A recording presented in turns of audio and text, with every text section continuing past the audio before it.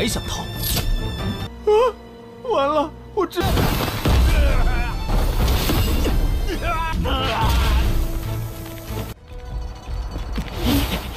把咸石头交出来！一气之城城主定下陈规，那些罪犯中得嘞。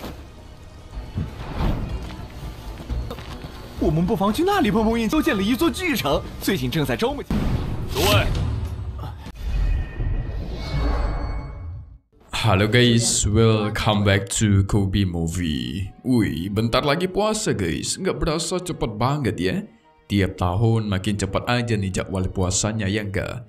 Tapi Mimin penasaran, kalau di beda daerah atau beda tempat gitu metode puasanya sama atau beda ya guys? Mungkin sama tapi ada perbedaan sedikit-sedikit kali ya? Ya Mimin kurang tahu sih. Biarkan para penonton yang jawab di bawah.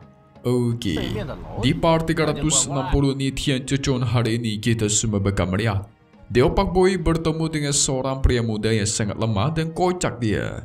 Dia terus menghormati Tan Yun dan mengikuti dirinya. Aduh, ini orang kocak banget pokoknya dah. Sampai juga joget dia, kalian lihat saja nanti. Tapi gimanakah pertemuan mereka guys? Kok bisa tiba-tiba ketemu ya kan? Ini semua terjadi karena di part terakhir kita sudah menyaksikan Deo Pak Boy kita akhirnya naik ke alam para dewa. Dia sampai di gerbang perbatasan dan bertemu dengan beberapa dewa sombong, yaitu si Cai Shan. Cai Shan sangat suka menyuruh para manusia yang baru saja masuk ke dunia dewa untuk berlutut di hadapannya. Nah, tetapi dia kena tegur guys, kena hukum sama wanita yang bernama Qian Qian. Saking kesalnya dia mengerjai Tan Yun dengan membuat Deo Pak Boy kita ke tempat yang bernama tempat yang ditinggalkan. Nah, di sini penuh akan penjahat kejam yang dibuang dan lain-lainnya. Kita lihat gimana Deo Pak Boy kita melawan para penjahat ini dan lolos dari tempat mengerikan ini. So, maka dari itu, kita masuk ke intro ya guys ya. Hehehe. 从那里通往一气之地。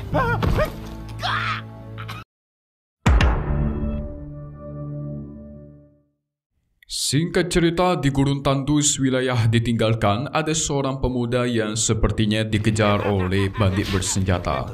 Tidak jauh dari sana, Tan Yun pun sampai. Dia tahu dulu tempat ini adalah tempat yang megah, tetapi diubah menjadi seperti neraka oleh Kaisar 9 Surgawi yang baru. Dan tidak lama dari itu, muncullah sang pemuda dan sang bandit yang kejar-kejaran. Sekarang kita tahu nama pemuda ini adalah Chu Xiaosha. Xiaosha memaksa si Tan Yun untuk segera kabur kalau dia tidak ingin meninggoy.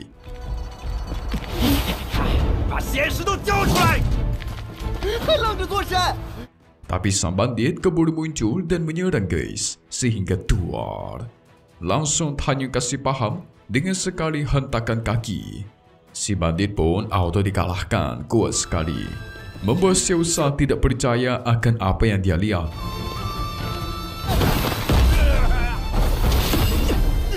Dan langsung berterima kasih kepada Tan Yun. Xiaosha ini tipe yang banyak ngomong gitu guys, dan dia itu lemah.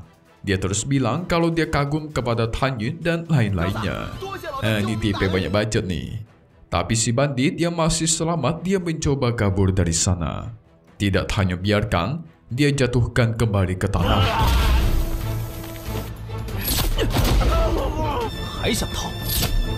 Si bandit yang murka ingin menghabisi Tan Yun dengan sudu kekuatan.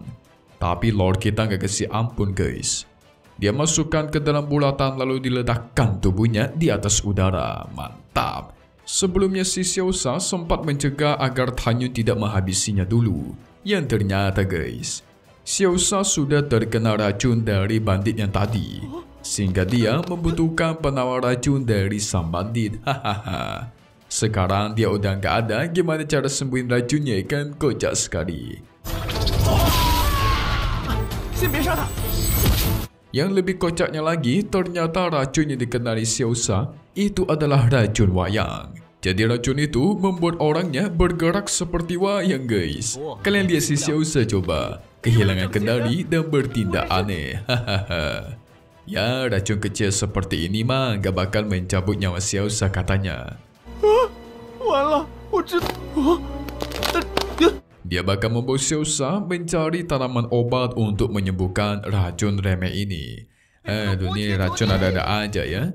Tidak lama dari itu, mereka pun sampai ke hutan yang ditinggalkan.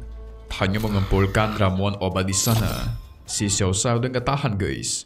Mending pergi ke kota dan mereka membeli obat ramuan untuk menyembuhkan penyakit ini. Tetapi hal yang membuat Hanyu cukup kaget ketika dia mendengar memasuki kota peri ternyata harus membayar uang gitu guys. Atau biasa disebut juga sebagai pungli. Hanyu beralasan dia baru saja naik ke alam dewa, jadi dia nggak tahu soal apapun.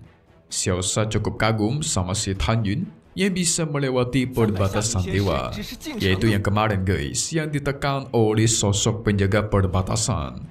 Melanjutkan dari topik pungli, Xiaosha menjelaskan, kalau mereka mau masuk ke kota, itu harus membayar 300 batu abadi tingkat rendah.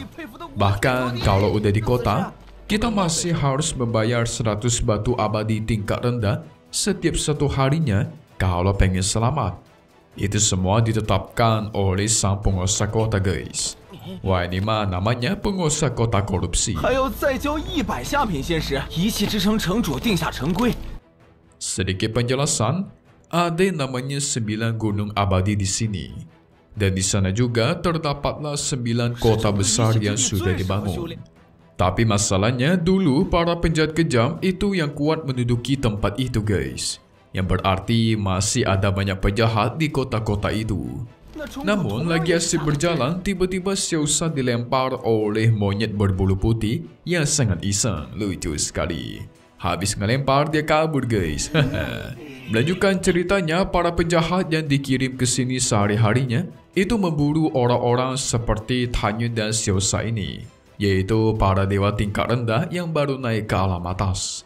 Ini semua gara-gara Kaisar 9 Surgawi yang baru alias si He Qiu, di mana dia menetapkan aturan sesuai perintah dari Xian dan Huntun Supreme agar melemparkan atau membuang para manusia panah dan dewa tingkat rendah ke tempat pengasingan ini.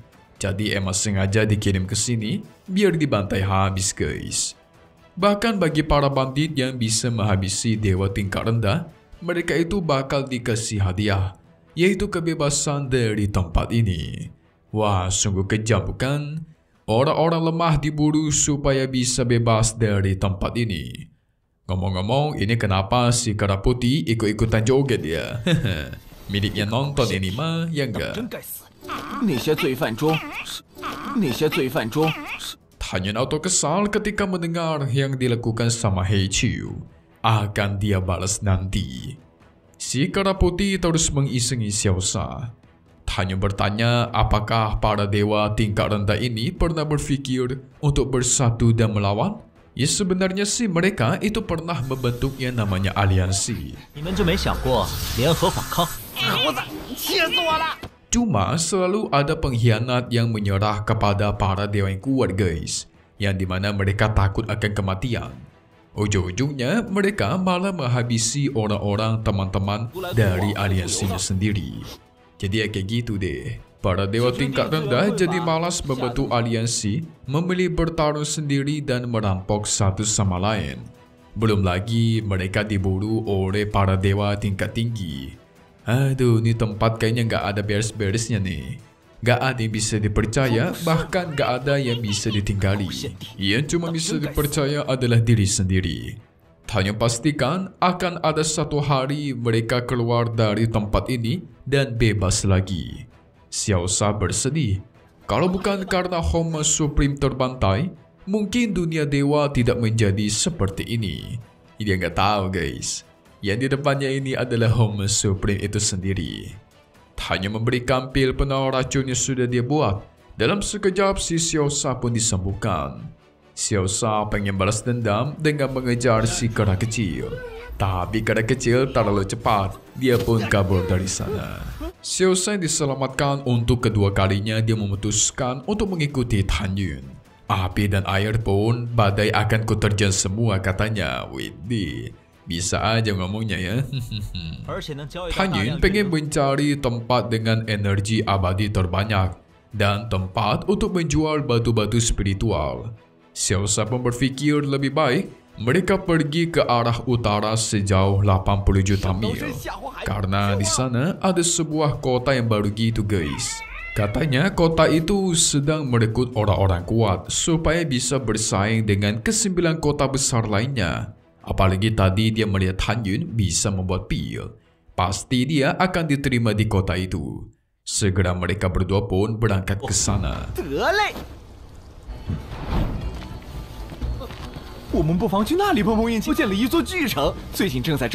Sementara itu di gerbang kota abadi Xuanyuan, tampaknya gerbang abadi sudah ditutup dan tidak menerima pendatang baru lagi.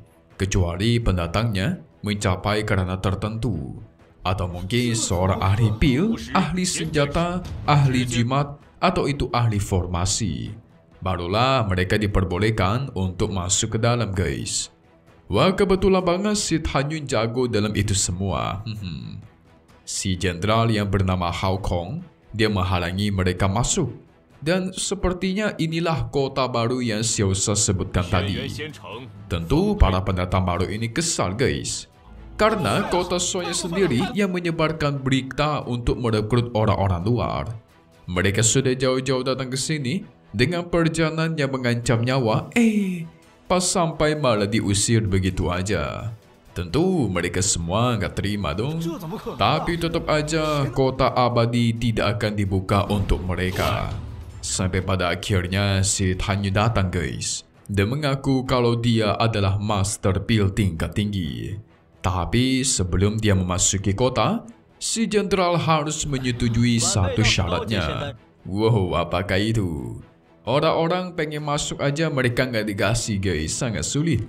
Sementara si Han Yun malah ngasih syarat ke mereka kalau mereka pengen dia masuk. Emang beda nih. Orang yang membutuhkan dia bukan dia yang butuh orang guys, ya enggak? Kira-kira syarat macam apa yang diminta sama si Lord Deo Pak Boy kita ya? Langsung saja guys, buat kalian kepo, cus kita lihat yang terjadi lagi di episode depan, part 361-nya. Oke, pasti si Han Yun bakal dikata-katain nih, percaya sama Mimin. Nah, jadi di hari Jumat nanti kita semua bakal melihat.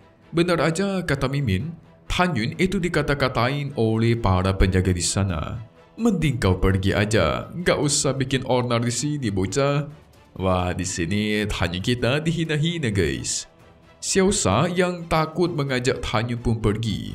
Tapi si Han Yun tidak mau. Dia buktikan di hadapan mereka secara langsung dengan membuatkan pil tingkat tinggi. Bahkan dia membantai beberapa orang di sana yang mencoba mencari masalah di hadapannya guys.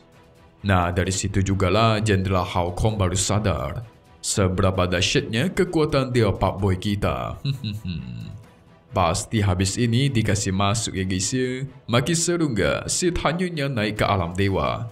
Menurut Mimin sih makin seru ya guys.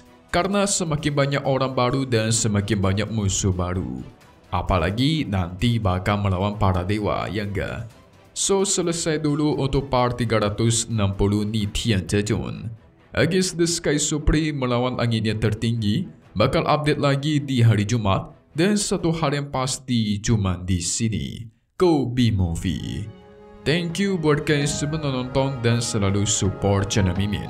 Semoga kalian semua sehat selalu ya. Mimin pamit undur diri dulu. Kita bakal ketemu lagi di video-video selanjutnya. Oke kalau gitu, see you guys.